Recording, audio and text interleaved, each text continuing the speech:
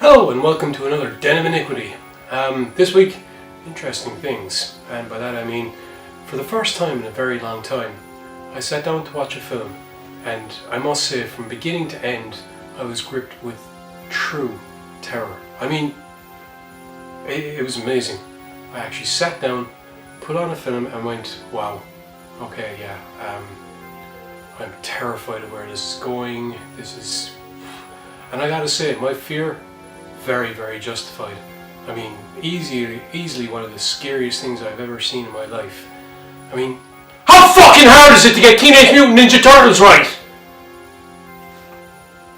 It's not that fucking difficult. I know, it's not a horror thing, but you gotta understand something. I have been a big fan of the story, comic, cartoon, and yes, the old school movies since I was a kid.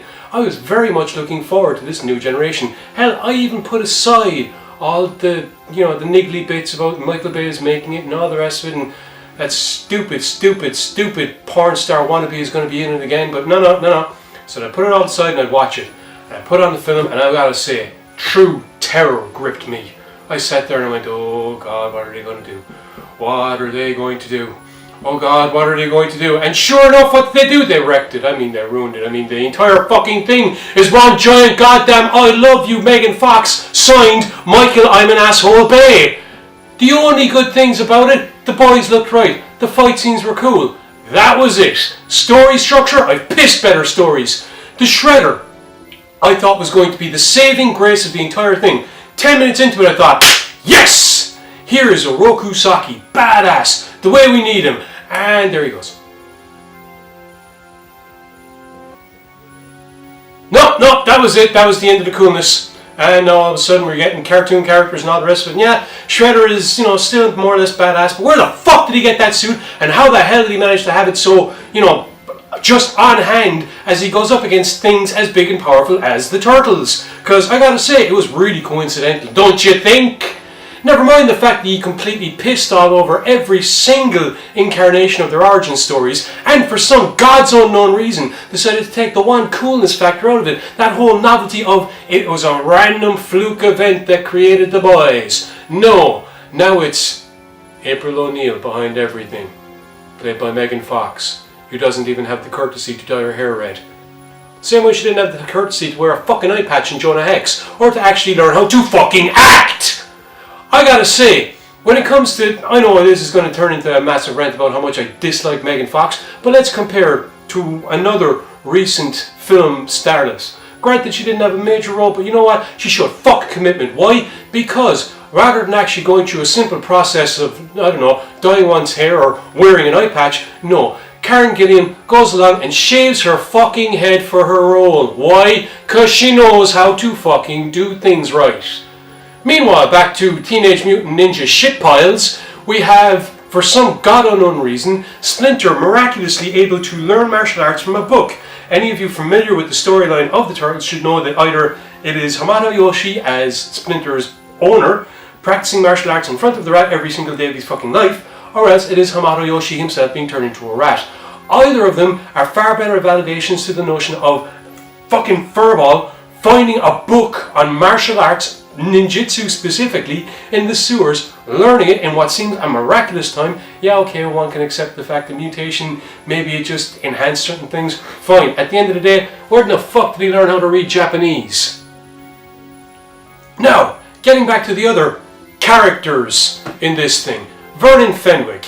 Hello, it's great to see the man formerly known as Greenie from the Boondock Saints in a role. It is unfortunate that we actually see Greenlee from the Boondock Saints in a role.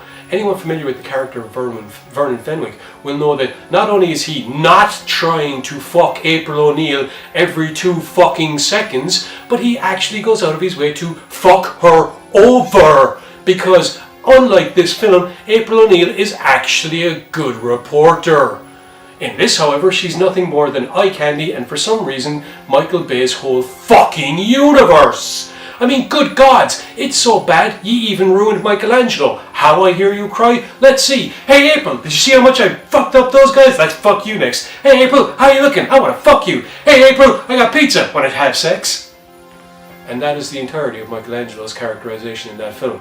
Raphael comes off alright, Brooklyn, whatever, Heartman, cool, awesome. Leonardo, yeah, decent enough. Donnie doesn't get as much screen time as he deserves, but then again, who would want to actually put screen time on the one turtle that's supposed to think? Oh, by the way, Michael Bay, thank you for finally giving us a movie in which we have to think. How do I know that we have to think? Because if the audience isn't thinking, they're not going to understand what the fuck you just shot at them. As I said, for some miraculous reason, no explanation is given to how all of a sudden they're able to do martial arts, apart from the fact that Splinter can read a book. When exactly Splinter developed this in-depth motherfucking knowledge of the Shredder. I mean, it's like Oroku Saki published the biography off screen, and Splinter found that along with the ninjutsu book and read that, and all of a sudden he knows everything about him. And I mean, wow, talk about scary. I mean, really scary. The scariest thing I can imagine is the fact that thanks to you fucktards, we will probably never see another live-action Ninja Turtles movie within our lifetimes. Why? That's how long it'll take to erase this stain from the memory of humanity. I certainly know which versions of the stuff I'll be bringing up any future generations that I encounter on. Thank the gods I've already introduced my cousins to the good cartoons. Thank the gods we had a decent CGI movie which hooked into it. And thank the gods Michael Bay is now synonymous, because of this, Transformers and everything else, with explosions and not actual story. Now, if only we could thank the gods for Michael Bay no longer making films. Take Megan Fox, go away, and never, ever touch my fucking youth or the youth of any of us ever again. End of discussion.